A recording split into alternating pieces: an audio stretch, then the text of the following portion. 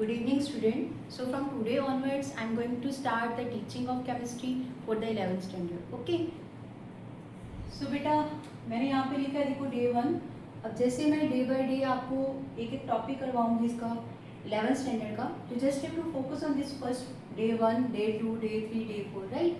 सो मतलब उसके अकॉर्डिंग आपको हर एक वीडियोस को देख लेना है. ओके. सो बेटा today I am going to take your this 11th standard chapter number 7th redox reaction. As I told you, I am teaching you chemistry. Okay, so you can see here standard 11 science subject chemistry chapter 7 redox reaction. Okay, today I am going to teach the topic that is a balancing of redox chemical equation that I have written here. You can see यहाँ लिखा है the balancing of redox chemical equation. Okay. सो बेटा मैं यहाँ आपको starting से नहीं last at the end of the chapter से स्टार्ट करवा रही हूँ because that is a very very important topic and mostly 99% question that will come from this topic. That's why I am going to start from this topic. Okay, ये बहुत ज़्यादा important topic है आपका इस chapter का, इसीलिए मैंने बेटा ये टॉपिक लिया है आज. टॉपिक है हमारा balancing of redox chemical equation, right. बस थोड़ा सा हिंट दे दो बेटा क्योंकि एज आई टोल्ड यू कि that is a very important topic. But redox reaction पहले रिडॉक्स रिएक्शन का होता है. बेटा रिडॉक्स रिएक्शन है क्या? रिडॉक्स रिएक्शन क्या होती है? You can see here. पहले मैं आपको बता दूं, I have written the word redox, right. Redox word that is going to comprises by, ये बेटा दो वर्ड से बना है हमारा रिडॉक्स वर्ड, एक रेड एक और ऑक्स. ओके, ये जो रेड वर्ड मैंने लिया है ना, ये बेटा रिडक्शन वर्ड को डिनोट कर रहा है. किसको कर रहा है? रिडक्शन. So, आप रेड से क्या सिग्निफाई करेंगे? It representing the reduction. Okay, same like that I have written the word ox that representing oxidation. What is that? Oxidation. So today I am going to explain the balancing of chemical equation of redox reaction. Redox means reduction or oxidation that are going to be carry out simultaneously. वो reaction जिसमें reduction और oxidation दोनों साथ में होती है उस reaction को बोला जाता है redox reaction. It is clear? So बेटा रिडॉक्स रिएक्शन को बैलेंस कैसे करना है? अगर बैलेंसिंग ऑफ रिडॉक्स रिएक्शन की बात करें so we have a two methods. हमारे पास कितने मेथड्स होते हैं? दो मेथड्स होते हैं. Okay, that I have written here. You can see first is your ion electron method and second one is oxidation number method. So by using these two method, ये बेटा दो मेथड जो मैंने लिखे ना, पहला कौन सा है? आयन इलेक्ट्रॉन मेथड, दूसरा कौन सा है? Oxidation number method. ये दोनों मेथड बहुत इंपॉर्टेंट है but mostly the question will come on the behalf of this method only mostly time. ये जो आयन इलेक्ट्रॉन मेथड है ना बेटा, इसी के बिहाफ पे मोस्टली हमारे पास क्वेश्चन आता है. Okay, so today I am going to explain your this ion electron method. ठीक है, so day after today in my next video I will explain this method again by taking the example. Okay, then after that I will explain this oxidation number method. Okay, that is a very very important topic of this chapter. So बेटा यहाँ ion electron method की बात करें, ion electron method में क्या है? Ion electron method में ये वो मेथड है जिसमें हमने आयंस इलेक्ट्रॉन्स, मतलब आयन मतलब the species that can gain or lose the electron that converted into the ionic form. कोई भी species, कोई भी हमारे पास एलिमेंट है जो वो इलेक्ट्रॉन लूज करेगा या गेन करेगा, after that it will convert into the ionic form. इसमें कहा जाएगा बेटा आयन, तो इसलिए इसको आयन इलेक्ट्रॉन मेथड बोला है. अब आयंस बने कैसे हैं? बाय लूजिंग द इलेक्ट्रॉन और by gaining the electron. So electron के बेसिस पे आयंस बन रहे हैं, इसलिए इस मेथड का नाम पड़ा ion electron method. Okay, hope you all are understood this thing. So बेटा इस मेथड में स्टेप कौन से होते हैं? Today I am only explain the steps that are involve in this method. Okay, so whenever you will solve the question on the behalf of this method, just have to follow these all steps. जब भी आपने बेटा इस method के behalf पे balancing करनी है redox reaction की, तो बेटा यही स्टेप्स आपको फॉलो करने हैं one by one, right. So you can see here step number 1. As I told you, यहाँ पे मैंने स्टेप नंबर 1 की बात की, तो ये आयन इलेक्ट्रॉन मेथड का फर्स्ट स्टेप है. इसमें सबसे पहले क्या करते हैं? फर्स्ट स्टेप में I have written write unbalanced half equation. But I have written unbalanced half reaction. सबसे पहले आपने अनबैलेंस्ड हाफ रिएक्शन लिखनी है. कहने का मतलब जो भी आपके पास रिडॉक्स रिएक्शन अनबैलेंस दी हो, अनबैलेंस के लिए हम एक और वर्ड यूज करते हैं. कौन सा होता है बेटा? Skeleton. You can also use a word here skeleton. Skeleton का मतलब ही क्या है? अनबैलेंस्ड. ओके, सो आप स्केलेटन भी लिख सकते हैं, अनबैलेंस्ड भी लिख सकते हैं.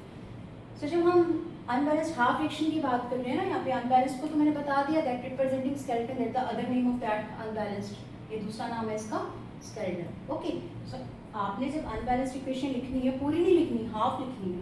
हाफ का मतलब जो रिडॉक्स रिएक्शन है, यहाँ पे मैंने एक्सप्लेन किया था, reduction oxidation simultaneously going to be carry out, दोनों साथ में होती है। तो यहाँ हाफ रिएक्शन में भी जब बात करेंगे ना इस वर्ड को, हाफ रिएक्शन को, तो बेटा यहाँ पे मैं बात कर रही हूँ which you just have to write the reduction reaction and oxidation reaction in the first step, unbalanced, जो अभी बैलेंस नहीं है, अनबैलेंस्ड है। ओके, सो अब क्या पास फर्स्टली इक्वेशन दी होगी, आपको फाइंड आउट करना है which element that undergoes oxidation, कौन सा एलिमेंट ऑक्सीडेशन शो कर रहा है, and which element that undergoes reduction, और कौन सा एलिमेंट रिडक्शन शो कर रहा है। ओके, वो कैसे आइडेंटिफाई करना है, that I will explain in my next video. Okay, so आप सिंपली यहाँ पे फर्स्ट स्टेप इतना माइंड में रखिए कि आपकी रिडॉक्स रिएक्शन में आपको अनबैलेंस्ड हाफ रिएक्शन लिखनी है। That means in that one, उसमें क्या लिखना है, we have to write reduction reaction as well as the oxidation reaction that comprises your complete redox reaction. वो बेटा पूरी आपकी एक अनबैलेंस्ड इक्वेशन बना देती है। Is this clear? Reduction oxidation कैसे होती है, as I told you that I will explain in my next video. Okay, so ये first step, I think you all understood this one. Now come on this second step. ठीक है, मुझे लगा सबको ये समझ में आ गया होगा, तो सेकंड स्टेप पे आ जाएंगे बेटा। स्टेप 2 में लिखा है अभी, this have to see balance atoms in each half reaction. अब जो सेकंड स्टेप रहेगा उसमें करना क्या है, आपके पास जो रिडक्शन वाली रिएक्शन थी हाफ वाली, वैसे ही ऑक्सीडेशन वाली जो हाफ रिएक्शन थी, उसमें बेटा आपको सारे एटम्स बैलेंस करने हैं। कौन से करने? सारे एटम बैलेंस करने हैं। बट यहाँ पे कुछ बुक्स में इस पॉइंट्स को 2 पार्ट्स में डिवाइड किया है, so don't be confuse in that. यहाँ मैंने डायरेक्टली लिख दिया balance atom in each half reaction, हर रिएक्शन में आपको एटम्स बैलेंस करने हैं। But as I told you, किसी और बुक में ये 2 पॉइंट्स में भी एक्सप्लेन किया है। पॉइंट कैसे? क्योंकि उसमें उसने ये भी बताया कि हाफ रिएक्शन में हाइड्रोजन ऑक्सीजन को छोड़ के और जो भी एलिमेंट्स होते हैं, the elements other than the oxygen and hydrogen, first you have to balance the atom, पहले आपको वो बैलेंस करने हैं। ओके, और यहाँ पे तो मैंने डायरेक्टली लिख दिया कि balance atom in each half reaction, क्योंकि हमें बाद में हाइड्रोजन ऑक्सीजन को भी बैलेंस करना है। गेटिंग? सो आपको करना क्या है, यहाँ पे आप एटम्स को बैलेंस कर रहे हैं हाफ रिएक्शन में, हाइड्रोजन ऑक्सीजन को छोड़ के पहले वो वाले। ओके, अब आगे वाला जो स्टेप इसी में मैं एक्सप्लेन कर रही हूँ, आपने इसको सेकंड स्टेप में इन्वॉल्व करना है। इसमें आपको क्या बताना है, अगर आपके पास गिवन रिएक्शन बैलेंस करने के लिए किस मीडियम में दी हो, एसिडिक मीडियम में, इन विच मीडियम, एसिडिक मीडियम, ये चीज़ें माइंड में रखनी है बस। अगर एसिडिक मीडियम में दी होगी तो आपको क्या करना है, where there will be a deficiency of oxygen in your unbalanced half equation, यहाँ पे ऑक्सीजन कम होगा ना एसिडिक मीडियम में, उस साइड, उसकी ऑपोजिट साइड पे there is need to add the water molecule, वहाँ पे बेटा उसकी दूसरी साइड पे हमें वाटर को ऐड करने की जरूरत पड़ेगी। तो जहाँ पे भी एसिडिक मीडियम आए, फर्स्ट आपको क्या देखना है, यहाँ पे ऑक्सीजन कम है, उसके जस्ट ऑपोजिट साइड्स पे आपने वाटर मॉलिक्यूल को ऐड कर देना है, H2O। Getting? Is this clear? Acidic medium में ये स्टेप करेंगे हम स्टेप नंबर 2 में। हाइड्रोजन ऑक्सीजन को छोड़ के दूसरे एलिमेंट्स को बैलेंस करने के बाद, हाइड्रोजन अगर आपको एसिडिक मीडियम में बैलेंस करने को बोला है, तो आपने देखना है कि आपकी गिवन इक्वेशन में जिस साइड ऑक्सीजन कम है उसकी ऑपोजिट साइड पे आपको वाटर ऐड कर देना है। Okay, as I told you, ये वाली रिएक्शन एसिडिक मीडियम में हो रही है। एसिडिक मीडियम में हो रही है, एसिडिक मीडियम किसको रिप्रेजेंट करता है, H पॉजिटिव आयन। तो जब आपने वाटर ऐड किया तो ऑक्सीजन तो बैलेंस हो गए, but there is need to balance your hydrogen also. So hydrogen को बैलेंस करने के लिए आपको H पॉजिटिव ऐड करना है। गेटिंग? पहले आपने ऑक्सीजन को बैलेंस किया, ऑक्सीजन को कैसे बैलेंस किया, वाटर को ऐड करके, और किस साइड ऐड करना है वाटर, जिस साइड ऑक्सीजन कम है उसकी ऑपोजिट साइड पे। ओके, उसके बाद हाइड्रोजन को बैलेंस कैसे करते हैं, एसिडिक मीडियम।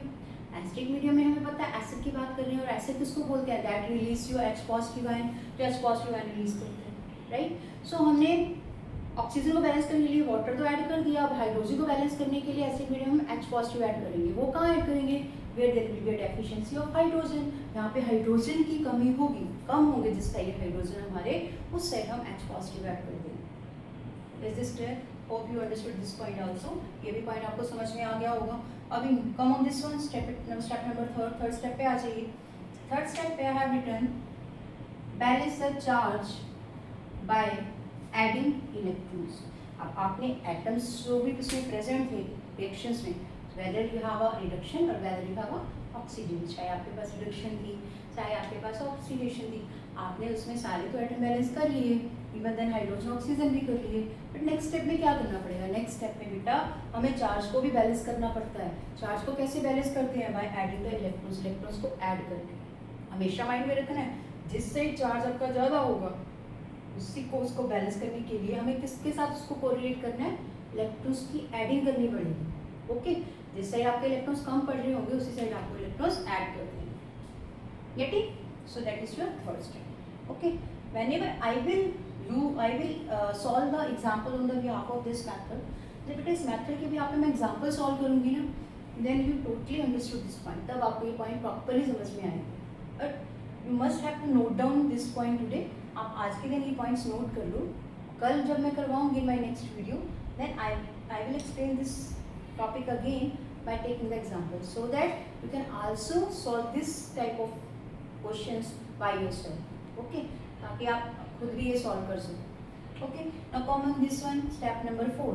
अब 4 स्टेप पे आ जाते हैं। अब हमने चार्ज को बैलेंस किया इलेक्ट्रॉन्स को ऐड करके। बेटा जहाँ पे मैं अंडरलाइन कर रही हूँ, let means this point I explain, ये पॉइंट्स मैंने एक्सप्लेन कर दिए। Okay, now come on this fourth point पे आ जाइए, इक्वलाइज नंबर ऑफ इलेक्ट्रॉन्स। अब आपने इलेक्ट्रॉन्स को ऐड कर लिए, बट रिडक्शन में भी हो सकता है 2 इलेक्ट्रॉन हो, आप 2 इलेक्ट्रॉन आपने ऐड किए और ऑक्सीडेशन में 1 ही इलेक्ट्रॉन ऐड किया हो, तो इलेक्ट्रॉन्स क्या हो गए? वो अनबैलेंस्ड। तो आपको जो नेक्स्ट स्टेप आएगा उसमें आपको इलेक्ट्रॉन्स को ऐड क्या करना पड़ेगा? Equalise.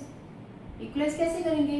Where there will be less electron, you just have to multiply that equation with in the stable number. यहाँ पे कम नंबर इलेक्ट्रॉन्स होंगे, उसको आप पर्टिकुलरली बैलेंस करने के लिए, इक्वलाइज करने के लिए एक पर्टिकुलर स्टेबल न्यूमरल नंबर से मल्टीप्लाई कर देंगे। Okay, so that is your step number 4th। Now come on this last step, step number 5। अब बेटा आपने अनबैलेंस्ड रिडक्शन ऑक्सीडेशन कर ली थी, फिर आपने एटम्स को भी बैलेंस कर लिया, रिडक्शन में भी ऑक्सीडेशन में भी। अगर आपको एसिडिक मीडियम में बोला तो यहाँ जिस साइड ऑक्सीजन कम थे उसके दूसरी साइड वाटर ऐड किया, और वाटर में हाइड्रोजन को बैलेंस करने के लिए हमने H पॉजिटिव को ऐड किया। ओके, फिर थर्ड स्टेप में हमने चार्ज को बैलेंस किया। चार्ज को कैसे बैलेंस किया? इलेक्ट्रॉन्स को ऐड करके। फोर्थ स्टेप में हमने क्या किया?